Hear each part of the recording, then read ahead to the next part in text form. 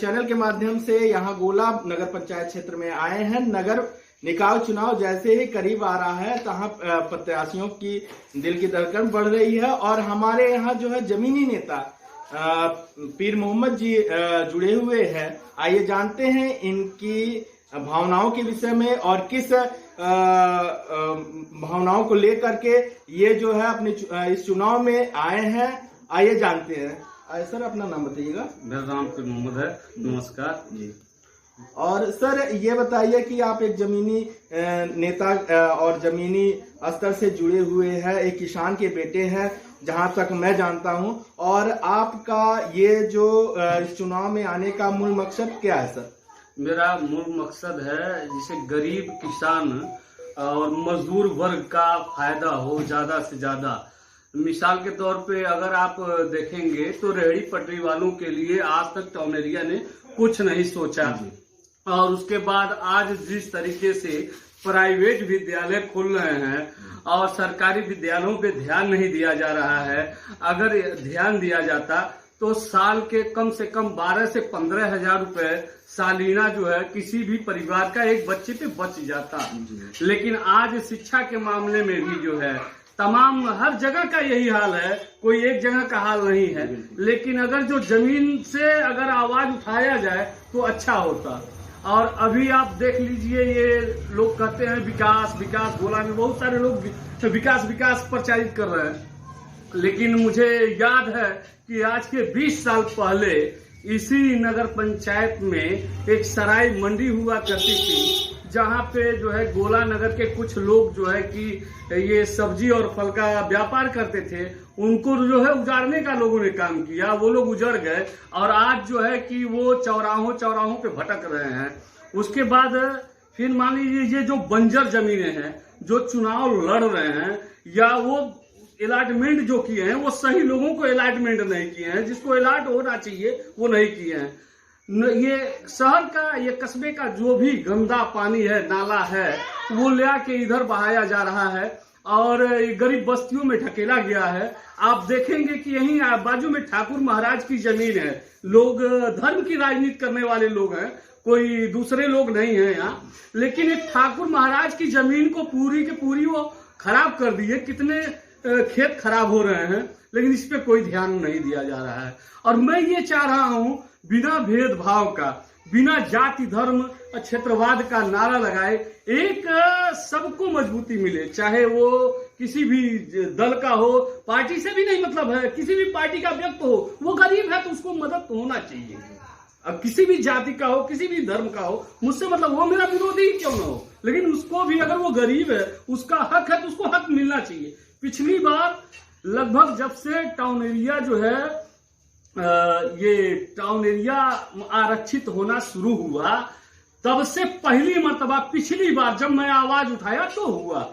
उसके बाद मैं समय समय से, जैसे ये बंजर जमीनों के लिए, कुम्हारी कला के मिट्टी के लिए, धोबी घाट के लिए और ये जुलाहा बिरादरी के लिए जो ताना बाना आता है, इन तमाम चीजों के लिए मैं मुद्दा उठाया।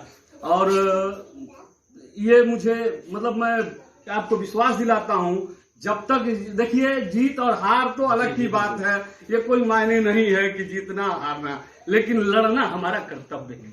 अगर जनता चाहेगी तो मुझे सपोर्ट करेगी, नहीं जनता चाहेगी नहीं सपोर्ट करेगी, लेकिन हम लड़ेंगे, जनता के लिए लड़ेंगे, ये मेरा वादा है। बिल्कुल बिल्कुल सर, जहां आपके ये आप मुद्दा उठाया है कि जो है शिक्षा को लेकर चला, कहीं ये बहुत अच्छी चीज है, क्योंकि शिक्षा हमारे बीच से खिसकती जा रही है, फिसलती जा रही है। जहां आम जनता, जहां आम लोग हैं और जो जैसे शिक्षा इस तरह से नहीं उठ पाती है, इस विषय में आप क्या कहना चाहते हैं? इस विषय में ये कहना चाहता हूँ, शिक्षा जैसे महंगा होने का मतलब है कि गरीब परिवार अपने बच्चों को पढ़ा नहीं सकता, तो उसको राशन और पानी देकर हम क्या कर सकते हैं, जब हम अपने देश की भविष्य को ही बर्बाद कर रहे हैं।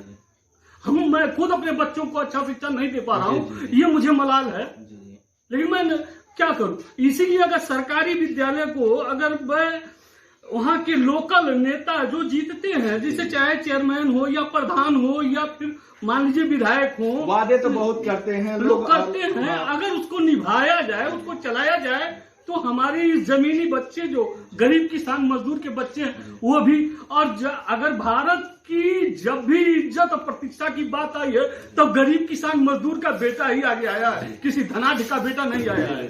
जी बिल्कुल सर, ये भी आपका एक बहुत अच्छी सोच है कि जो हमारे यहाँ जो पटरी व्यवसायी हैं और वो अपने पटरी जो है ठेला खुमचा को लेकर के जिस तरह से वो लगाते हैं अपना, तो उनके प्रति आप जो है अपना उसके विषय में क्या कहना चाहते हैं? जैसे मान लीजिए जो पटरी व्यवसायी हैं उनके लिए भी टाउन एरिया से जो सड़क खान की जमीनें हैं, ऐसा नहीं है कि अगर सड़क खान की जमीन नहीं है तो कहना, इस पे बात करना बेकार है, लेकिन सड़क खान की जमीनें हैं आपने गलत ढंग से अलॉटमेंट कर दिया, ये सही नहीं है, ये गरीब किसान मजदूर के लिए नहीं है। अब मान लिया ये जो गरीब किसान मजदूर है या ठेला वाले हैं या पटरी व्यवसायी हैं, जाएंगे कहाँ? रोड पे ही जाएंगे ना। रोड जाम होगा, आप उनको गाली देंगे, प्रशासन उसको लाठी डंडा बरसा के उसको जो है हटाएगी, क्या ये सही है? ये मुनासिब है? सबका पेट होता है। आप जो है कि बिल्डिंगों में है वो भी रोड पे है, कम से कम उनको भी तो जीने का अधिकार दीजिए आप। आप क्यों सड़क खान की जमीनों को गलत अलॉटमेंट कर रहे हैं? सर, हमारे चैनल के माध्यम से आप अपने जो क्षेत्रवासियों को और जो नगर पंचायत के क्षेत्रवासियों को क्या देना चाहते हैं? मैं नगरवासियों को ये संदेश देना चाहता हूं कि मुझे लड़ना चाहिए। जब तक हम गरीब किसान मजदूर एक नहीं होंगे, हम जाति में या धर्म में या क्षेत्र में बंटकर हम कुछ भी नहीं कर सकते हैं।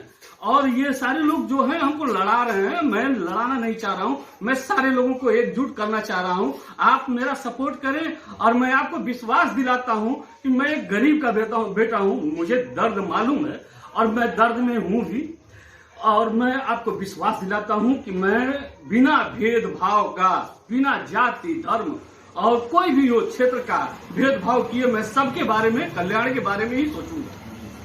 बिल्कुल मैं यहाँ पे हम आए और पीर मोहम्मद जी से बात की, और यहाँ जो है यहाँ अच्छा लगा कि कोई जमीनी नेता जमीनी मुद्दे को उठा रहा है। तो मैं अपने चैनल के माध्यम से ये कहना चाहता हूँ कि आप भी हमारे जो भी चैनल से जुड़े हुए हैं और यहाँ के क्षेत्र की जनता जो है हमारे पीर भाई साहब की मदद करें, और क्योंकि एक जमीन से जुड़ा हुआ नेता हमारे बीच आए हैं और इनकी मदद होनी चाहिए। हमारे चैनल के साथ बने रहने की